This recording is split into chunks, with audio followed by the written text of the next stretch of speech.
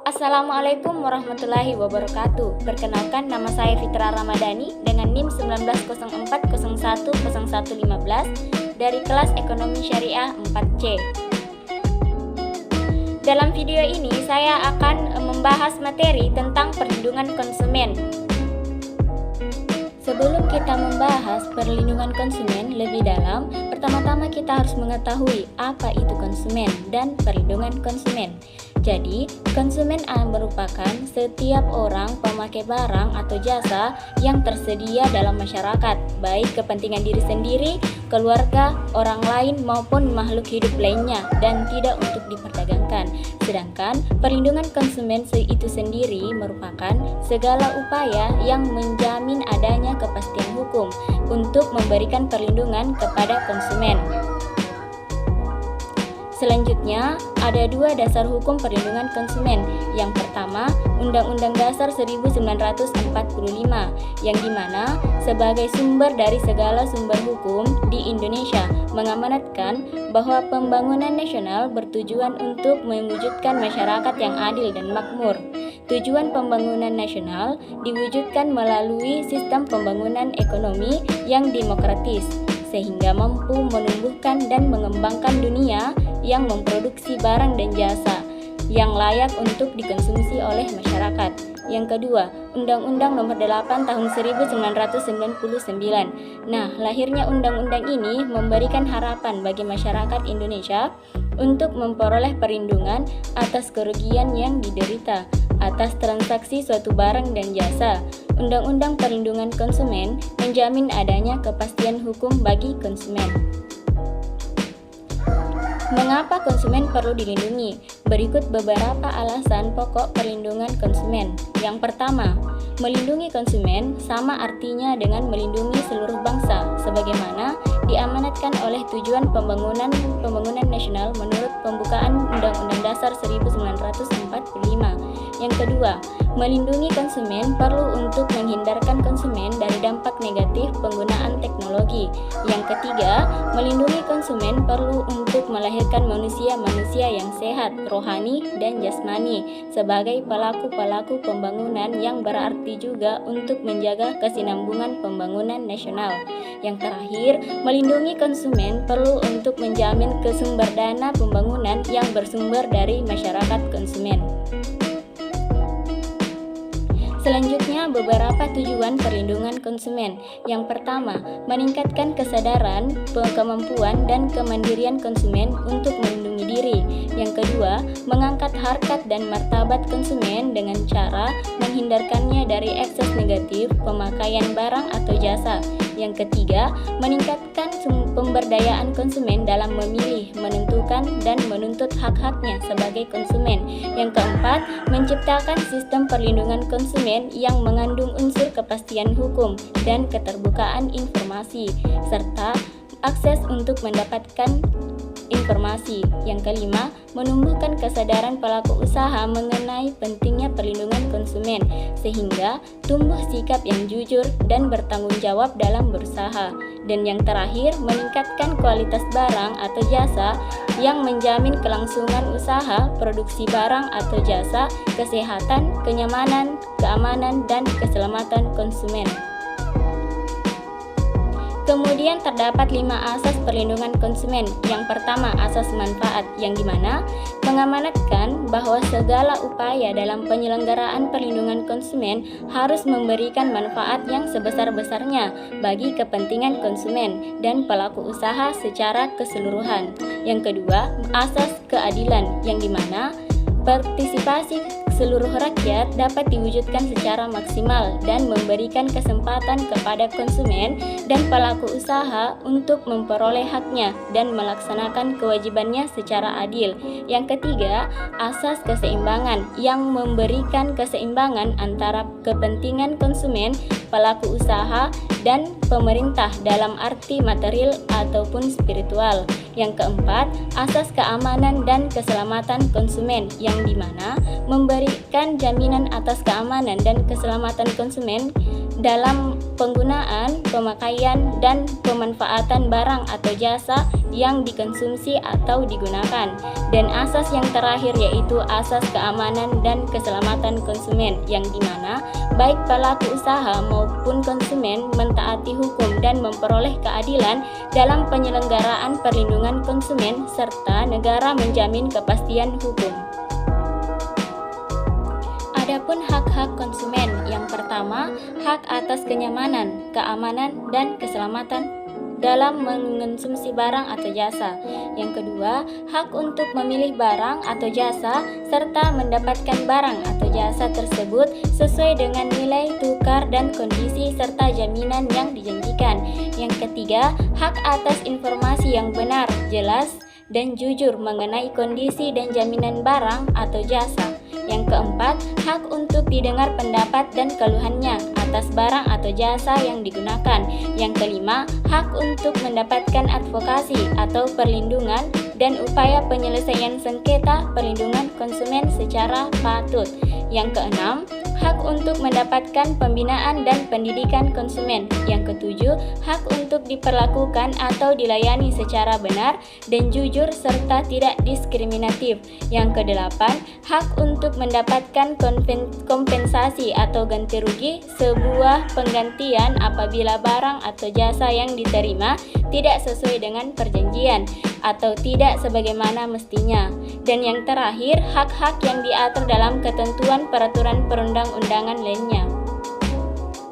Selain memiliki hak-hak, konsumen juga memiliki kewajiban yang dimana yang pertama, membaca atau mengikuti petunjuk informasi dan prosedur pemakaian atau pemanfaatan barang atau jasa demi keamanan dan keselamatan konsumen. Yang kedua, beretikat baik dalam melakukan transaksi pembelian barang atau jasa. Yang ketiga, membayar sesuai dengan nilai tukar yang disepakati. Dan yang terakhir, mengikuti upaya penyelesaian hukum sengketa perlindungan konsumen secara patut.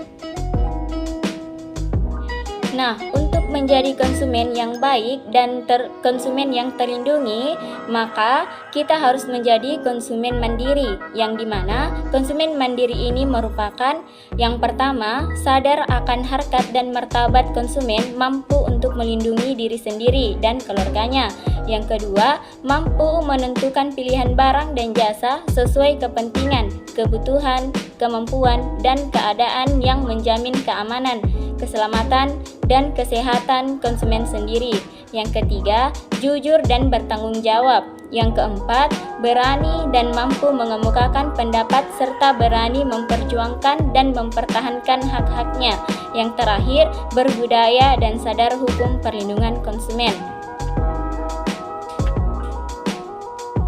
Nah, setelah tadi kita membahas mengenai konsumen, sekarang kita masuk pada pembahasan mengenai pelaku usaha, yang dimana pelaku usaha ini merupakan setiap orang, perseorangan, atau badan usaha, baik yang berbentuk badan hukum maupun bukan badan hukum, yang didirikan dan berkedudukan atau melakukan kegiatan dalam wilayah hukum negara Republik Indonesia, baik sendiri maupun bersama-sama, melalui perjanjian menyelenggarakan kegiatan usaha dalam berbagai bidang ekonomi. Nah, selanjutnya ada hak-hak pelaku usaha. Yang pertama, hak menerima pembayaran yang sesuai dengan kesepakatan mengenai kondisi dan nilai tukar barang atau jasa yang diperdagangkan. Yang kedua, hak untuk mendapatkan perlindungan hukum dari tindakan konsumen yang beretikat tidak baik. Yang ketiga, hak untuk melakukan pembelaan diri sepatutnya di dalam penyelesaian hukum sengketa konsumen. Yang keempat, hak untuk rehabilitasi nama baik apabila terbukti secara hukum bahwa kerugian konsumen tidak diakibatkan oleh barang atau jasa yang diperdagangkan. Dan yang terakhir, hak-hak yang diatur dalam ketentuan peraturan perundang-undangan lainnya. Selain memiliki hak-hak, pelaku usaha juga memiliki kewajiban yang dimana sebagai berikut. Yang pertama, beretikat baik dalam kegiatan usahanya. Yang kedua, memberikan informasi yang benar, jelas, dan jujur mengenai kondisi dan jaminan barang atau jasa, serta memberi penjelasan penggunaan, perbaikan, dan pemeliharaan. Yang ketiga, memperlakukan atau melayani konsumen secara benar dan jujur serta tidak diskriminatif. Yang keempat, memberikan kesempatan kepada konsumen untuk menguji atau mencoba barang atau jasa yang dibuat atau diperdagangkan. Yang kelima, menjamin mutu barang atau jasa yang diproduksi atau diperdagangkan berdasarkan ketentuan mutu barang atau jasa yang berlaku. Yang keenam, memberi kompensasi atau ganti rugi berupa penggantian atas kerugian atas penggunaan, pemakaian, dan pemanfaatan barang atau jasa yang diperdagangkan. Dan yang terakhir, memberi kompensasi ganti rugi atau penggantian bila barang atau jasa yang diterima atau dimanfaatkan tidak sesuai dengan perjanjian. Adapun tanggung jawab pelaku usaha, yang dimana pelaku usaha bertanggung jawab atas produk yang dihasilkan atau diperdagangkan. Gugatan terhadap pelaku usaha timbul dikarenakan kerugian yang dialami konsumen sebagai akibat dari produk yang cacat atau kekurang cermatan dalam memproduksi, sehingga pelaku usaha dapat dikatakan sebagai telah melakukan perbuatan melawan hukum atau ingkar janji. Nah, berikut beberapa larangan-larangan bagi pelaku usaha.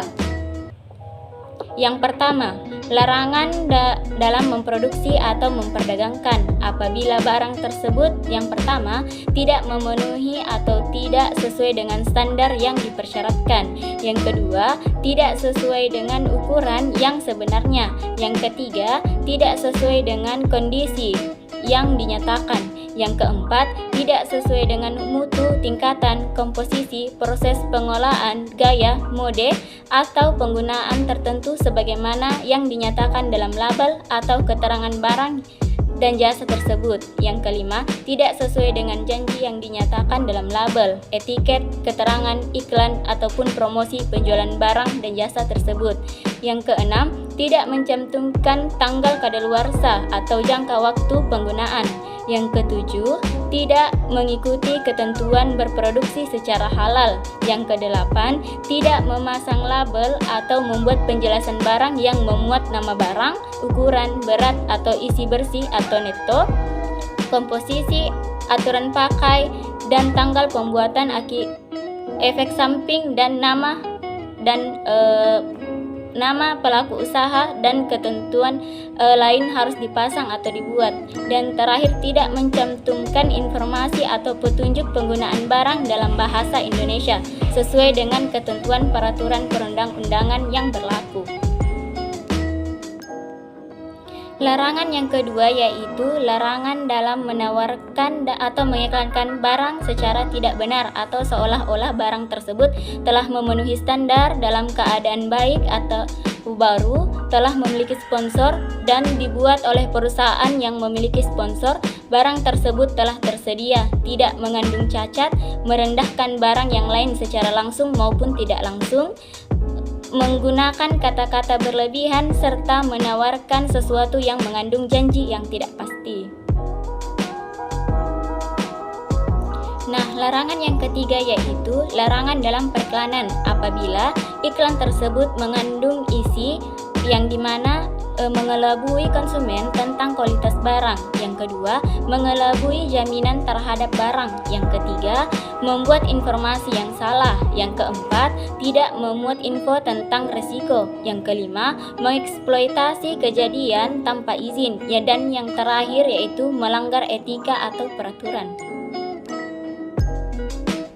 Adapun kelembagaan perlindungan konsumen, yang dimana kelembagaan ini terdiri dari Badan Perlindungan Konsumen Nasional atau BPKN, Lembaga Perlindungan Konsumen Swadaya Masyarakat atau LPKSM, dan Badan Penyelesaian Sengketa Konsumen atau BPSK.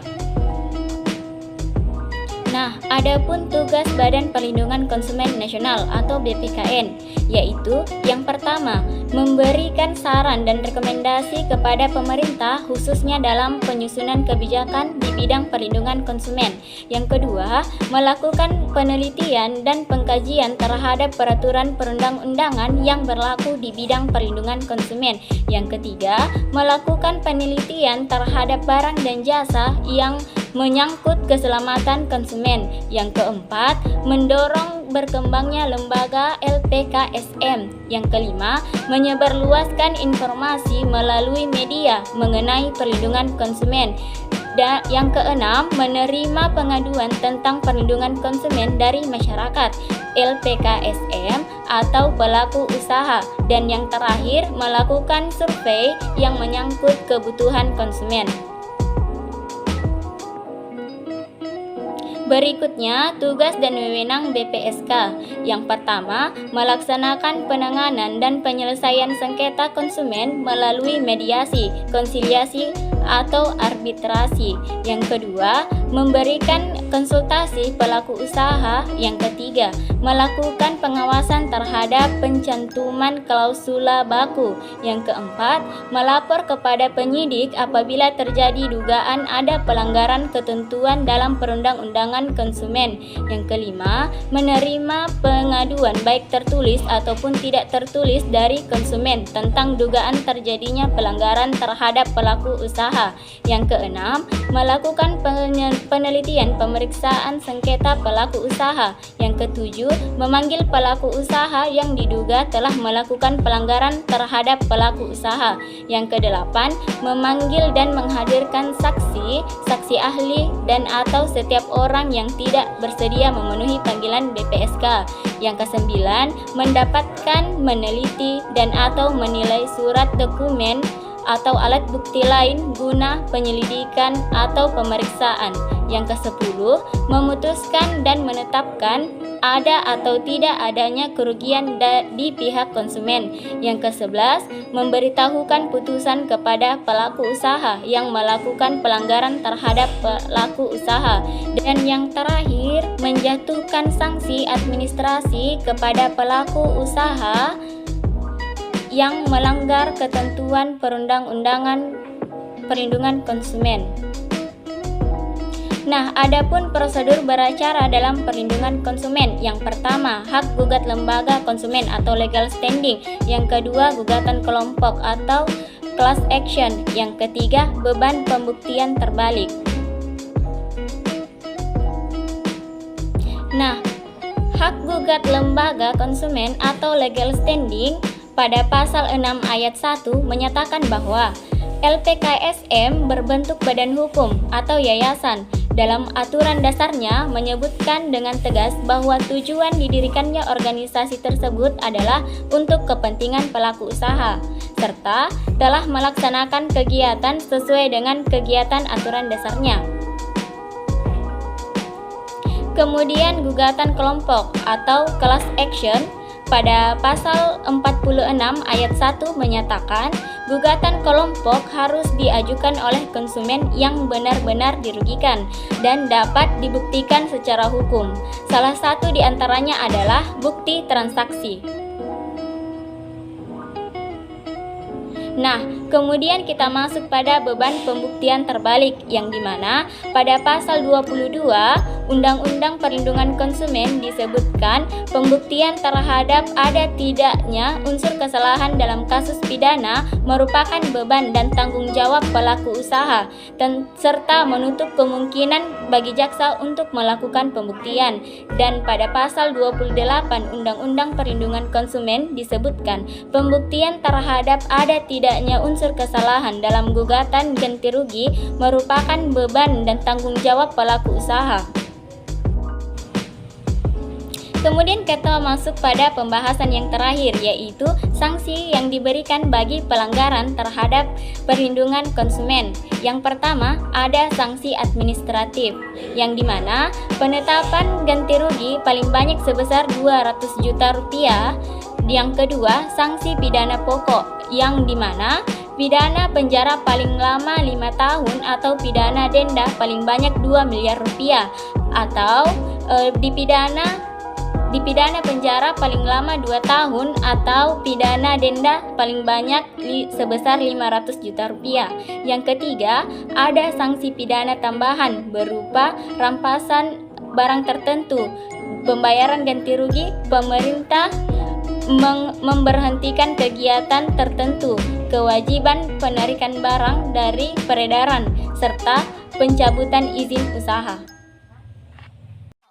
Nah, itulah tadi pembahasan mengenai perlindungan konsumen. Semoga video ini dapat bermanfaat bagi kita semua. Kurang dan lebihnya mohon dimaafkan. Wassalamualaikum warahmatullahi wabarakatuh.